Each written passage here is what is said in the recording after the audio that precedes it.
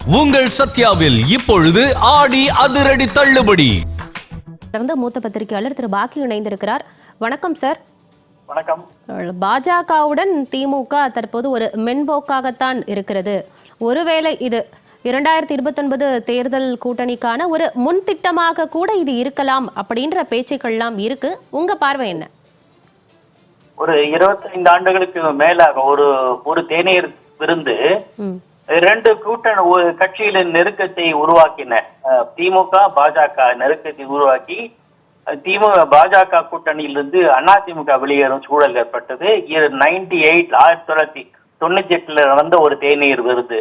இப்போதைய தேநீர் விருது அதே போல திராவிட முன்னேற்ற கழகமும் பாரதிய ஜனதா கட்சியும் கூட்டணி சேர்வதற்கு ஒரு ஆயத்தமாக பிள்ளையார் சுடியாக அமைய போகிறது என்று புரிந்து கொள்ளலாம். இந்த தேநீர் பாத்தியில் இருக்கிற மகத்துவம் இதானோ என்பது தெரியல. இரண்டாவது, திராவிட முன்னேற்ற கழகம் பாஜகவோட கூட்டணியை ஏற்படுத்தியது புதியதல்ல. அவங்களுக்கு 2-3 நெசசிட்டி இருக்கு. சர்வைவல் ஆஃப் த பொலிட்டிக்கல் ஏரியால நிக்க வேணும் அப்படிங்கிறதுனால அவங்க மேல பல்வேறு வழக்குகள் இருக்கலாம், ஊழல் புகார் குற்றச்சாட்டுகள் எல்லாம் இருக்கலாம். இதிலிருந்து தப்பித்துக் கொள்வதற்கு மத்திய புலனாய்வு துறைகளான பாஜக, சிபிஐ மற்றும் பல்வேறு அமைப்புகள் இருக்கல, ஏஜென்சி, அதுல இருந்து அந்த பிடியிலிருந்து தங்களை விடுவித்துக் கொள்ளவோ காப்பாற்றிக் கொள்ளவோ மத்திய அரசோட தயவை நாடுவார்கள். ஒன்று. இரண்டாவது, திமுக 1996 இருந்தே, இதுக்கு சொல்லவானா 89 இருந்தே திமுகவின் முக்கிய தலைவர்கள் மத்தியில அமைச்சர்களாக இருந்திருக்காங்க. முரசொலி மாறன், TR பாலு, ராஜா எல்லாருமே இருந்திருக்கிறாங்க. ஆகையினால அதே போன்ற ஒரு நிலையை இருந்தால் நமக்கு நல்லது என்று நினைக்க கூடும். அதற்கான சான்சஸ் இப்ப இதுக்கெல்லாம் பாஜக இணங்கி போவது நல்லது. இப்ப அதை அதை ஜஸ்டிஃபை பண்ணணும் இல்ல, அதுக்குதான் இப்ப தொகுதி வரையறை. ஒருவேளை தாவேகா அரசு தாவேகா தீர்மானம் என்னன்னா இருக்கிறதே நீடிக்கணும் அப்படிங்கிறது தான்.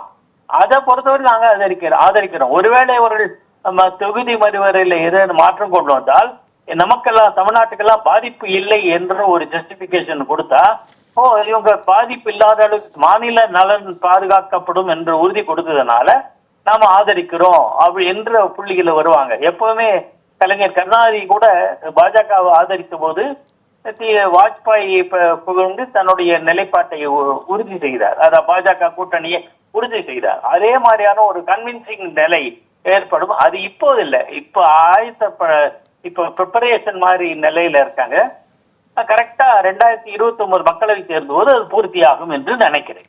இப்ப 2029 கூட்டணிக்கான முன்திட்டம் தான் இதெல்லாம் அப்படின்னு நம்ம பாக்குறோம். அப்படின்னா நடந்து முடிந்த சட்டப்பேரவை தேர்தல்ல தீவிர பாஜக எதிர்ப்பை தான் திமுக எடுத்தது. அதே போல தீவிர திமுக எதிர்ப்பை தான் பாரதிய ஜனதா கட்சி கையில் எடுத்திருந்தாங்க. அப்படி இருக்கும்போது இந்த கூட்டணிக்கான வாய்ப்பு உருவாவதற்கான சூழல் இருக்கா? இன்னொன்று, ஏற்கனவே பாஜகவோட அதிமுக கூட்டணியில இருக்கு. அப்படி இருக்கும்போது இது ஒர்க் அவுட் ஆகுமா? இல்ல, இதெல்லாம் இந்த களம் எல்லாமே மாறுவதற்கு, அரசியல் களத்தில் இதெல்லாம் மாறுவதற்கு புதுசு கிடையாது. இதே 96 பாஜகவை எதிர்த்தது திமுக. 2 ஆண்டுகள் 3 ஆண்டுகள் 99 ஆதரவு, 98 எதிர்த்தது, 99 ஒரே ஆண்டுல மாறிச்சு, தன்னுடைய நிலைப்பாட்டை மாறிச்சு. அது மாதிரி 77 இந்திரா காந்தி எதிர்த்தது, 80 நேருவின் மகளை வருக, நிலையான ஆட்சி தருகன்னு நிலை மாத்திக்கிட்டாங்க. சோ இது திமுக பாஜக உறவுக்கு ஜஸ்டிஃபை பண்றதுக்கு வழி இருக்கு. அதிமுக உறவு தானாவே பிரிஞ்சு போயிடும். அதுல ஒண்ணு, ஏன்னா அதிமுகவிலேயே பெரிய குழப்பங்கள் இருக்கு. சில பேர் கட்சி தலைமைக்கு எதிராக போர்க்கொடிகள் எழுப்புறாங்க, கட்சி பிரிந்து போறவர்கள் ஒன்னா சேரணும்னு ஒரு போர்க்குரல் எழுப்புறாங்க.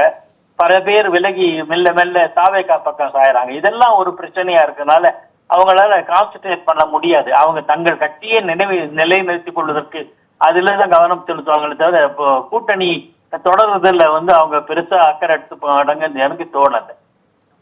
நன்றி சார். இணைப்பில் பல்வேறு கருத்துக்களை பகிர்ந்து கொண்டமைக்கு நன்றி திரு பாக்கி. நன்றி.